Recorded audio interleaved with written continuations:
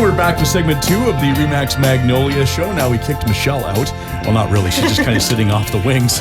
But we're going to continue on with Shania, and we're going to talk a bit about, I guess, first-time home buyers today. Yeah. So, there's a lot of young couples trying to get into the market. So I feel like some of them don't really know what the incentives are. So obviously the first one, I would say one of the main ones are definitely the home buyers plan.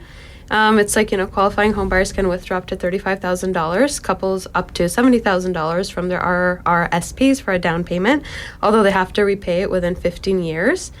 Another one would be the first home savings account. Qualifying first-time buyers can contribute up to $8,000 yearly to a maximum of around $40,000 towards a down payment.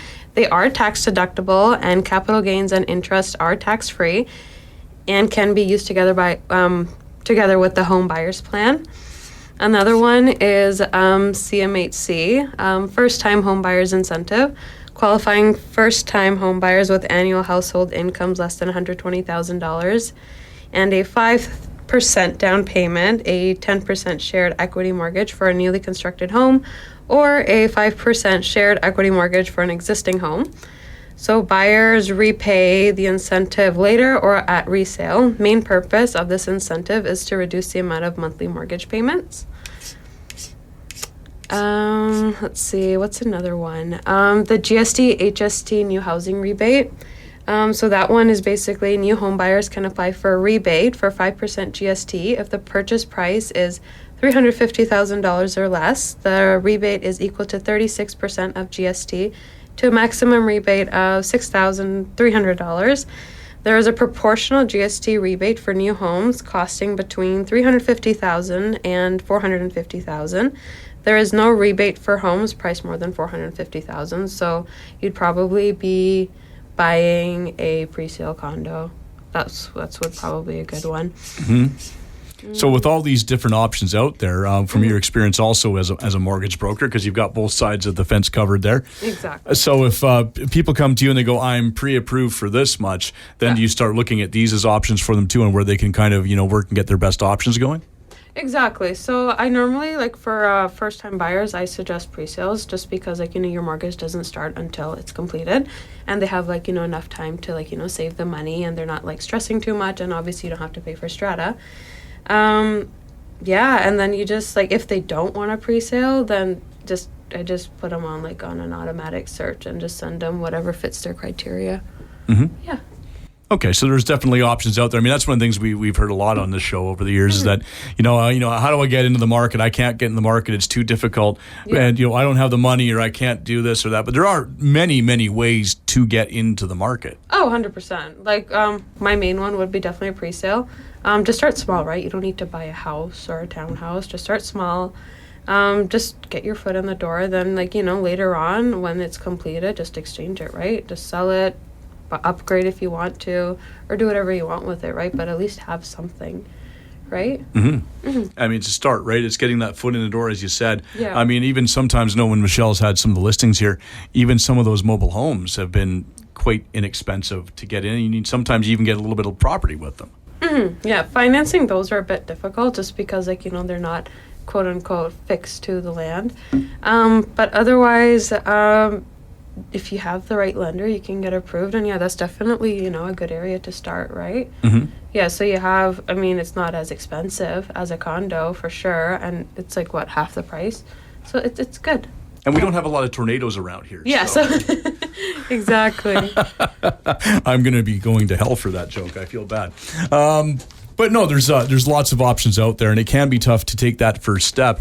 And having somebody with your experience and your background, both in the financing part and the real estate part, must make it that much easier, probably for you and your clients. Mm-hmm. No, exactly. I actually have it's a very unique property. It's not on the market yet. It's going to be sometime in 2024, early new year. I feel like it's a great buy for first-time home buyers or investors even. Because I work a lot with investors as well. It's a half duplex. It's in Mission Core, really good area, accessible to pretty much Maple Ridge is pretty much right there. Schools, middle schools, shopping centers. It's really unique because there aren't any comparables to it. So it's half duplex, half of it's newly renovated. The other half probably not. So the renovated part's probably good for a first-time home buyer. The other part's probably better for an investor. But yeah, I would definitely recommend that because it's not as expensive as like duplexes around Mission that are currently up for sale because it's older, right? So yeah. So if you had a first-time home buyer coming to you right this minute, they're coming to they're a couple, they've been married for a year, they're 27 years of age, and they're like, we want to get in the market. How do we start? What's your kind of first step with them? Definitely a pre-approval, just like, go over their income statements, how much down payment do they have, how much can they afford, like monthly payments, and do they have any expected expenses, like if they're going to have a kid or like growing a family, etc. So not to buy a new car right while they're doing yes, that. exactly. Don't do that. Don't you dare. I've heard that one a few times. Fire you as a client. That's right. Heard that a few times. There's, why would you buy a new car when you're trying to buy a house? Oh, jeez. I'm sorry. That took that one from like monotone to spike. I know that's a bit of a pet peeve for a lot of real estate agents, and I guess it must happen a lot because it seems to set you guys off. Yeah, because then your deal doesn't go through. I've heard so many deals like, oh, they just ended up buying a Mercedes. Like, why do you need a Mercedes? You don't have where to park it. Why? You've got a Mercedes. Exactly. You're not going to have a house to park it at anymore. Like, jeez. Yeah. So yeah, that's one of the challenges that you deal with, obviously. Exactly. Yeah. So everybody don't buy the Starbucks. Just use your beans again and again. Save as much money as you can until possession completion. So yeah. Okay. That's good information to have. I like that. Now, do we have any listings you got to talk about at all, or anything like that you want to tell us all about? Just that half duplex for now. I have a couple of other things coming up, but that's in 2024. Okay. We're gonna talk about more of them then. Okay. Yeah. I don't know. Michelle's like sign languaging something, and like we can understand. It's like she's here. She could come on and just say, "What about this?" But no, she wants to write it out and try to pretend that she's not here. And even that I've called her out on that, she's still pretending she's not here. I tell you. The people I have to work with. I tell you. Oh. They're still trying to figure this out. They're communicating through telepathy now, and it's not working too well. Oh, yes. I'm glad I can be here to do the play-by-play for you because Michelle refuses to get back on the mic. All right, so now you've had a little we've had a little pep talk. Because that mic is broken. Michelle broke that mic, so that's why we can't use it. I'm blaming her. I don't think she did. That's but amazing. So now that you've confabbed with Michelle, you've had a little, sidebar. What are we going to talk about? Instead of waiting until 2024, like everybody else, I would say definitely right now is a great time to buy and sell. Right, because your property definitely stands out. It's a buyer's market. They'll literally pay anything, right? Because they're more serious buyers. They have their pre-approval. They need a place. It's the holidays, right? They're not joking around. So, like, honestly, if you can, even if you want to spare, like, a free home evaluation, I'm more than happy to do that for you just to see what you can get for your home. And then with the right buyer, you'll probably get the right price. So, like, I don't know, if you wait until the springtime, like everybody else says, you don't know what you will be getting. You could probably be getting the same now and the same then.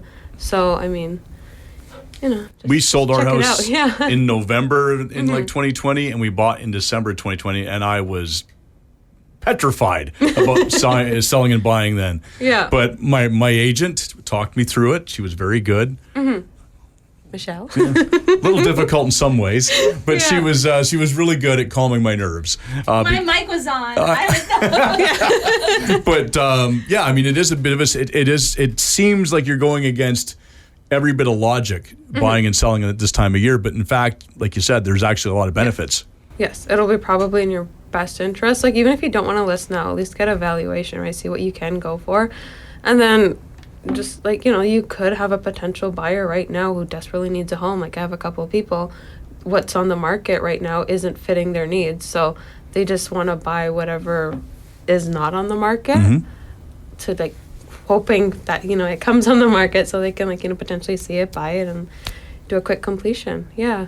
All right. Well, we are getting a little bit close to the end of our time here. Now, I know that Michelle likes to have a quote to end the show, and I'm pretty sure you have one. So let's hear what your quote of the day is. Oh my gosh. My quote is very good. I'm going to find it now. Oh, Sorry. just got to dig it up on the screen here. Okay, so selling real estate is easy. It's like juggling cats while riding a unicycle on a high wire over a shark-infested moat. That sounds like all kinds of fun. Yeah. Especially when your client buys a Mercedes. That's right. One more thing. I got to ask about this because you keep flashing those nails.